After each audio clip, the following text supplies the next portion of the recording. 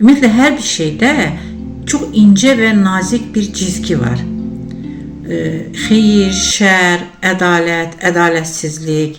Məsələn, elə insan var, işə gedir, işləyən vaxtı hakimiyyətin əleyhinə danışmır, işdən atılan kimi olur müxalifətçi. Yaxud elə insan var, qadın var, adamlar var ki, gedib hakimiyyətin parlamentində oturublar bir dəfə, iki dəfə, oradan atılanda gəlib olublar müxalif və başlayıblar ədalətdən dəm vurmağa. Ədalət o demək deyil ki, sənə xeyrin olanda, yəni sən narazı olanda ədalətdən dəm vurursansa, sən yarımçıq insansan, bu daha dəhşətlidir. Həmişə demişəm ki, dad yarımçıq əlindən.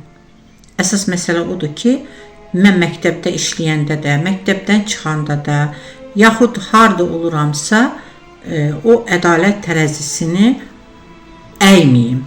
Yəni, mən, bir insan mənim dostum olsun, mənim üzümə yaltaqlansın, mənə istədiyimi etsin, amma o bir gün ədalətsizlik eləndə, qarşımdakı düşmən ədalətlidirsə, mən o sözü orada deyirəm.